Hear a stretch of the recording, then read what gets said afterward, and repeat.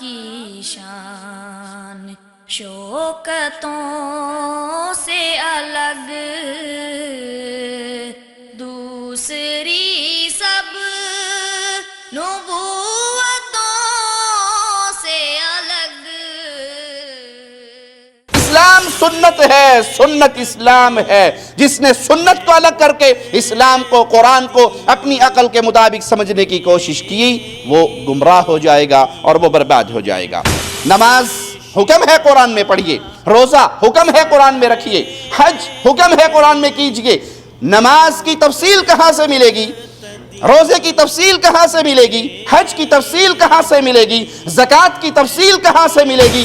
جو یہ کہتے ہیں کہ ہم قرآن کو عربی گرامر کے ذریعے سمجھیں گے، اپنی عقل کے ذریعے سمجھیں گے، صحابہ بھی انسان تھے، ہم بھی انسان ہیں، جیسے وہ سمجھ سکتے ہیں ہم بھی سمجھ سکتے ہیں۔ ارے صحابی رسول قرآن کی آیت کو محمد کریم صلی اللہ علیہ وسلم کے فرمان کے بغیر صحیح طور پہ سمجھ نہیں سکے۔ جس کے سامنے قرآن نازل ہوا، جس کی موجودگی میں قرآن نازل ہوا، جس کی موجودگی میں رسول اللہ صلی اللہ علیہ وسلم موجود تھے، کیسے اس حد تک پہنچا کہ اس نے قرآن کو مصطفیٰ کی سنت کے ذریعے نہیں سمجھا۔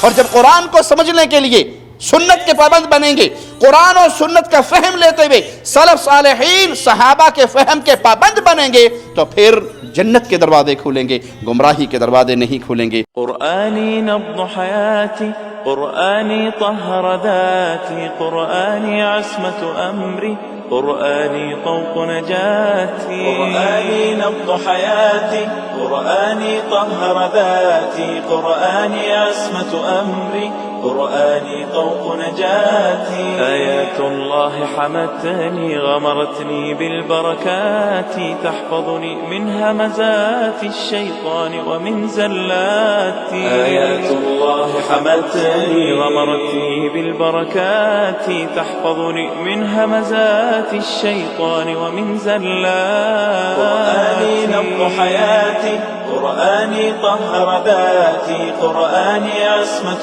امری، قرآنی طوق نجاتی۔ السلام علیکم ورحمۃ اللہ وبرکاتہ۔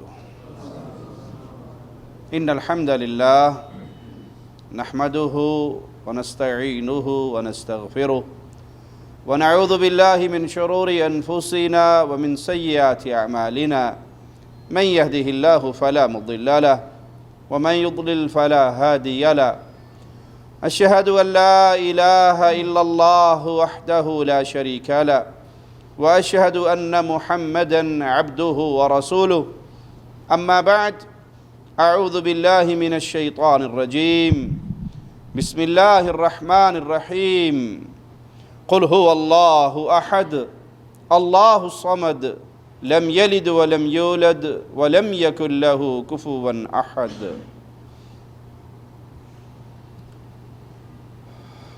جس دور میں ہم سانس لے رہے ہیں پرفتن دور ہے۔ فتنوں کے دور میں کامیاب ہے وہ انسان جو اپنے دامن کو سمیٹ کے رکھے، اپنے آپ کو فتنوں سے دور رکھے، اور فتنوں سے بچنے کا طریقہ اسلام کے ساتھ تعلق مضبوط کیجئے، سنت کے ساتھ اپنا تعلق جوڑیے، اسلام کو ویسے سمجھیے جیسے اس امت کے سلف نے سمجھا، جیسے رسول اللہ صلی اللہ علیہ وسلم کے صحابہ نے سمجھا۔ جو اپنے آپ کو پابند کر لے منہج صحابہ کا، منہج سلف کا، اہل الحدیث کے منہج کا، اس روشنی میں دین کو سمجھے، وہ فتنوں سے اپنے آپ کو بچا لیتا ہے۔ اور جو اپنی عقل کے گھوڑے دوڑائے اور سلف صالحین کے منہج کو چھوڑ دے، اپنی رائے، اپنی سوچ، اپنی فکر کے مطابق قرآن کو سمجھنا چاہے، وہ اپنے آپ کو فتنوں کے حوالے کر دیتا ہے۔ اسلام نام ہے پیارے نبی صلی اللہ علیہ وسلم کی سنت پہ چلنے کا۔ سنت اسلام ہے، اسلام سنت ہے۔ جس نے سنت کو اسلام سے نکالنا چاہا، اس نے اپنے لیے فتنوں کا دروازہ کھولا۔ اسلام اللہ کی فرما برداری کا نام ہے، اس کی توحید کو ماننے کا نام ہے، شرک سے برات کرنے کا نام ہے۔ یہی وہ دین ہے جو اللہ کو پسند ہے۔ ارشاد باری تعالی ہے، ان الدین عند اللہ الاسلام، یہ وہ دین ہے جس کو اللہ نے پسند کیا ہے۔ یہ اسلام ہی وہ حقیقی چیز ہے جو اللہ کو اپنے بندوں سے مطلوب ہے۔ اسی اسلام، اسی توحید کا پیغام دینے کے لیے اللہ نے اپنے انبیاء کی جماعت کو بھیجا۔ وَلَقَدْ بَعَثْنَا فِي كُلِّ أُمَّةٍ رَسُولًا، ہم نے ہر امت میں رسول بھیجے، ہر رسول نے آ کے پیغام دیا، ان اعبدوا اللہ، عبادت صرف اللہ کی کرو، واجتنبوا الطاغوت، اور اللہ کی عبادت میں جو شریک بن بیٹھے ہیں ان کی عبادت کا انکار کرو۔ یہ پیغام ہر نبی نے اپنی امت تک پہنچایا، ہر نبی نے اپنی قوم کو یہی دعوت دی۔ یہی اسلام ہے، یہی توحید کا سچا پیغام اللہ مالک نے اپنے بندوں تک پہنچانے کے لیے انبیاء کا مبارک سلسلہ جاری فرمایا۔ دین اسلام دین توحید ہے۔